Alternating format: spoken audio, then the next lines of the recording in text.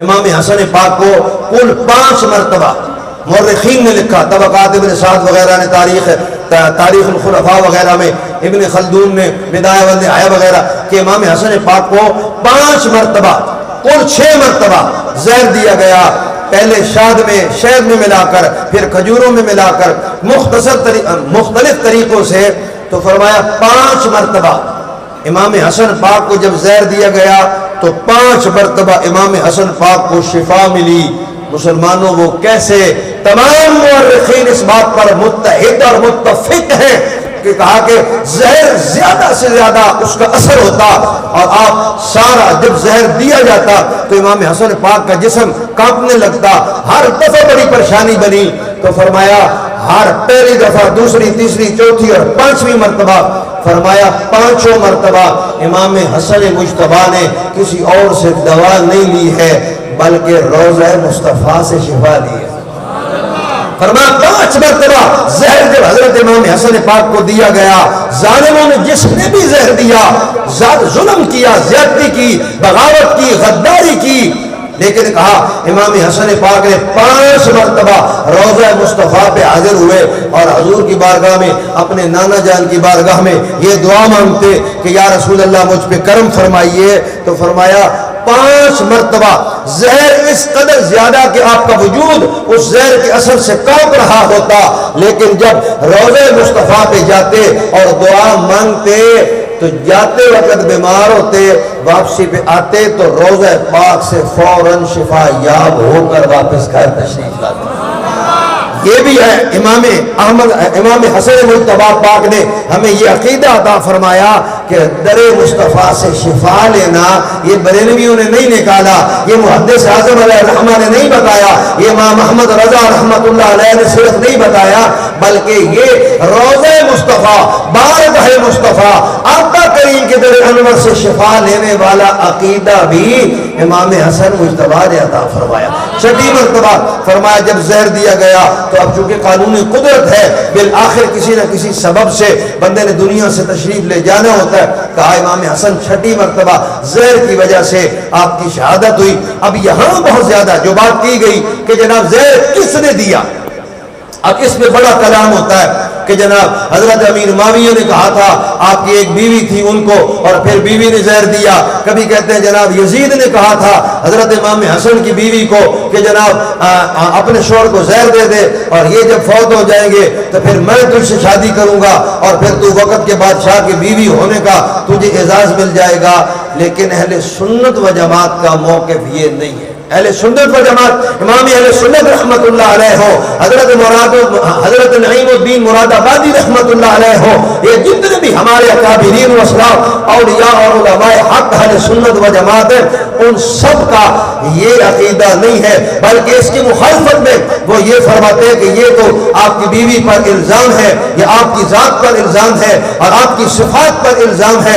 یہ کہنا کہ جناب حسن مجتبیٰ کی بیوی نے، جن کا نام حضرت جودہ ذکر کیا جاتا ہے اور لوگ بڑی سختی سے ان کی، جناب میں نے اہل سنت کے لوگوں کو بھی سنا، وہ بھی کہہ رہا بدبخت اور بد نصیب اور اس طرح کا نہیں معاملہ، اس لیے اب اس پر پوری تقریر ہو سکتی ہے، لیکن اس کا خلاصہ یہی عرض کرتے ہیں کہ حضور اس بیوی نے بھائی کیوں زہر دی؟ کہتے جی اس نے زہر اس لیے دی کہ جناب یزید نے اس کو کہا تھا کہ جناب تو اپنے شوہر حسن کو زہر دے، اور جب یہ فوت ہو جائیں گے پھر میں تجھ سے شادی کروں گا اور پھر تجھے بہت زیادہ ڈھیروں مال دنیا کا مل جائے گا۔ حضور یہ عقل سے کس قدر دور بات ہے کہ جناب یزید کے پاس کتنا مال ہوگا اور وہ بیوی اس حسن کو چھوڑ کر یزید کی طرف مال کی وجہ سے کیسے جا سکتی ہے کہ جس حسن مجتبیٰ کو مصطفیٰ کائنات کے خزانوں کا وارث اور مالک بنا دیا۔ یہ جو کربلا میں، کربلا کی کرامات میں یہ لکھا ہے کتابوں کے اندر، سنی اور شیعہ سب کتابوں میں لکھا ہے کہ جب پانی یزیدیوں نے بند کر دیا تو امام حسن پاک سے کہا گیا پانی بند ہے۔ امام حسن پاک نے جس مصلی پہ کرم فرما تھے، جہاں نماز پہ اس کا پلو اٹھایا یوں تو نیچے نہر جاری تھی، آپ نے فرمایا حسین پہ پانی کون بند کر سکتا ہے؟ ہم اگر پانی کو اشارہ کرے ساری کائنات میں پانی پانی ہو جائے گا۔ یہ تو حسین اللہ کی مرضی من کے، رضا بن کے تو ہم خاموش ہیں، تو یہ حضرت حسین کے بڑے بھائی ہیں، ان کے پاس مال کی کیا کمی تھی؟ اور کتابوں کے اندر مثلا تاریخ کامل میں لکھا ہے، طبقات ابن سعد میں لکھا ہے، حضرت امام حسن گزر رہے ہیں، ایک دعا مانگنے والا کہہ رہا ہے یا اللہ مجھے 10,000 درہم کی ضرورت ہے، تو میری ضرورت کو پورا فرما۔ حسن پاک پاس سے گزر رہے ہیں تو حسن پاک نے اس کی آواز کو سن لیا، گھر گئے 10,000 درہم یا خود لائے یا کسی اور کو دے کر بھیج کر، میں کہتا ہوں جب ایک بھیکاری کو، بھیک مانگنے والے کو حسن مجتبی 10,000 درہم عطا فرما دے، اس کی بیوی کو کسی اور ایرے غیرے اور نتھو خیرے کی طرف مال کی وجہ سے دیکھنے کی کیا ضرورت ہے؟ وہ حسن مجتبی ہے، فرماتے گزر رہے ہیں اور بندہ کالے رنگ کا حبشی غلام بیٹھا ہے، اور وہ اب لمبا واقعہ ہے لیکن وہ اپنی غلامی کا حق ادا کر رہا ہے، تو امام حسن مجتبی کو اس پر پیار آیا، آپ نے فرمایا کس کا غلام ہے، کون ہے؟ اس نے کہا جی عبان بن عثمان کا میں غلام ہوں، یہ باغ اس کا ہے، اس میں میں کام کر رہا ہوں۔ واقعہ طویل ہے، میں مختصر کہہ رہا ہوں۔ کہا میرے آقا حسن پاک کو اس کی ادا پسند آئی، فرمایا اچھا تو اس کا غلام ہے؟ جی۔ فرمایا روک ادھر بیٹھ۔ آپ گئے، واپس تشریف لائے، فرمایا تیرے غلام سے میں نے تجھے خریدا ہے اور اب میں حسن بن علی تجھے آزاد کرتا ہوں۔ غلام کو آزاد کیا، وہ ذرا سائڈ پہ ہوا تو فرمایا ایسے نہ جا، جس باپ کو تو بطور غلام اور خادم اس کی رکھوالی اور گوڈی کر رہا تھا، یہ باغ بھی میں نے اس سے خرید کر تجھے عطا کیا ہے۔ حضور اس حسن مجتبی کی بیوی کو مال کی کیا کمی ہوگی کہ جس کا شوہر حسن مجتبی جاتے ہوئے غلاموں کو آزاد بھی کرے اور انہیں لے کر باغ بھی، اور امام حسن مجتبی نے اپنی زندگی کے اندر 3 مرتبہ اپنے ساز و سامان سارے کے سارے مال کا آدھا، 1 2 اور 3 دفعہ امام حسن پاک نے اپنے ساز و سامان سارے کے سارے میں سے آدھا اللہ کی راہ میں قربان فرما دیا۔